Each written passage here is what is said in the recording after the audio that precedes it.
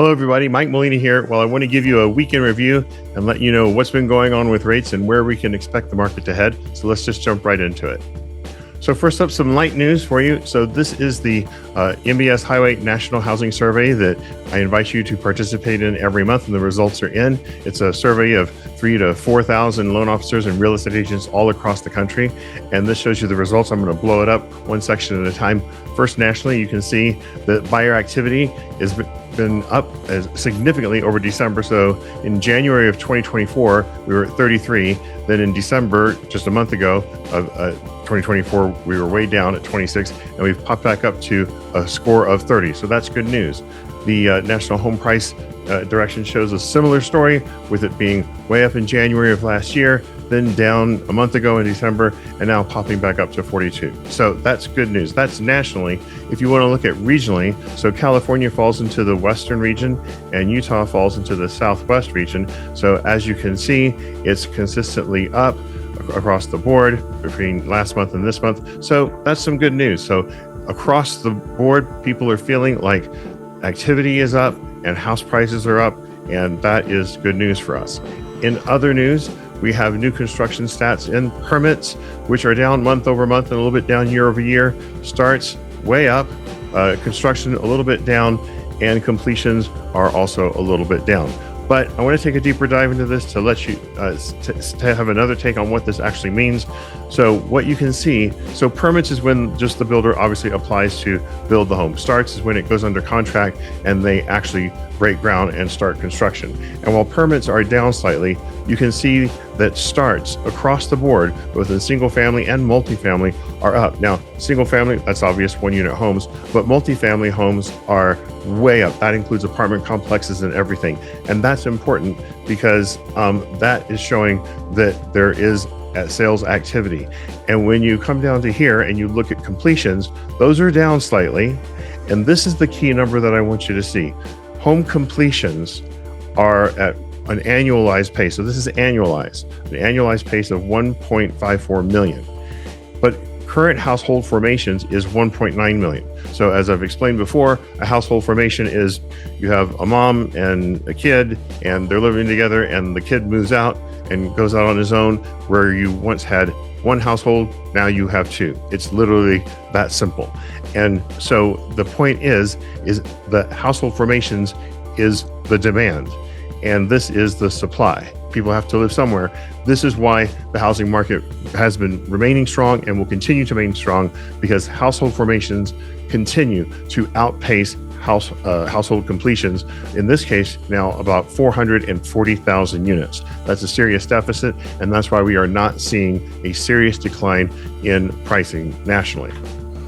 Next up is home builder sentiment. So as it goes, above 50 is positive, below 50 is negative, but more important than where we are, I want to point out the trend. And as you can see, since August, it has been consistently up every single month, with January, this month, getting up to 47. So we're almost at that magical break-even point at 50%. The bigger point is that the direction is up.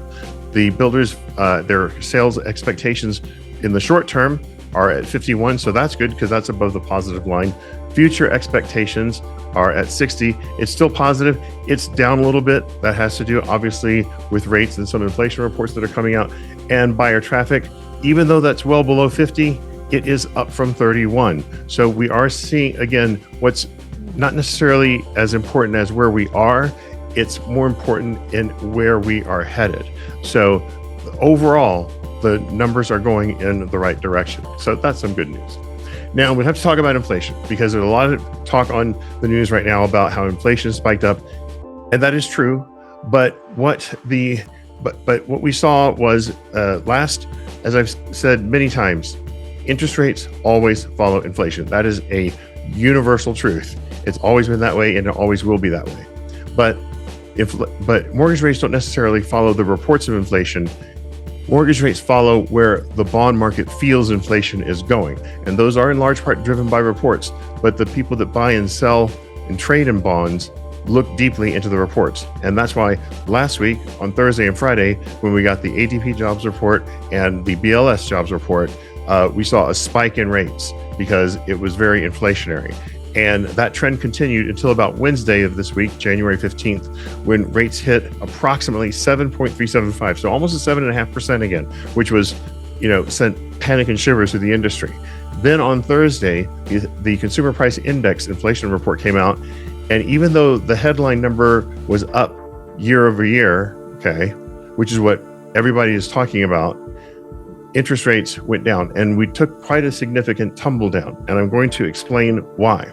Because in every inflation report, there is a headline reading and there is a core reading. And the headline reading includes everything, but the core reading is exclusionary of food and energy, because those are things that people are going to have to buy food and they're going to have to use energy no matter what, but they can control their spending on other things. And that is what they're measuring. And so what we saw here, and why there's a lot of reporting in the news about how bad it was. And I'm not trying to dismiss the importance of it, because the previous reading was 2.7. It was expected to go up to 2.8, but it actually jumped to 2.9. The core reading, which is the more important reading as far as the bond market is concerned, it was at 3.3. It was expected to be at 3.3 or even higher, but it actually went down to 3.2.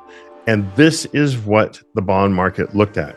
And it's looking at the trend. And as a result, we saw a significant decrease in rates on Thursday, and also some decrease today, Friday, January 17th.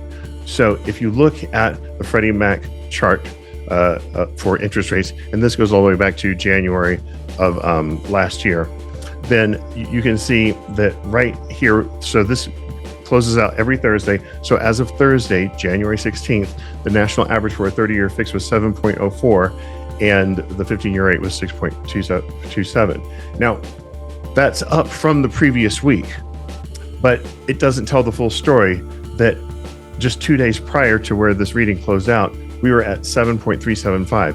So we actually saw a drop of nearly 3/8% in just 2 days because of that inflation report. So again, the inflation reports are important and they do drive the market, but the bond traders are very savvy and they look at these things, and that is why we saw a significant decrease in mortgage rates. And now today at the close of business, we saw a conventional 30-year fixed at 6.875. So now we're below 7, FHA at 6.375, FHA 6.25, and jumbos are down at 6.5. So we're headed in the right direction. I'm not trying to paint an overly rosy picture, but we just need to be patient and give it some time. Inflation is going to come down. A big component of inflation is shelter, which is a lagging indicator, and it's just starting to catch up in the numbers. And it's 45% of that core reading. So it's a huge component of that core reading. So as the lagging shelter stats come in, and they're from a whole year ago, I don't know why they do it that way, because the real-time numbers are available, but it's the government, so whatever. We're going to see the inflation reports continuously come in lower and lower and lower. So that is my good news closeout for the week. If you have any questions, please feel free to call me anytime. I'm always happy to help. And please, if you can, share the video. Please be sure to like the video and have a wonderful day. Take care.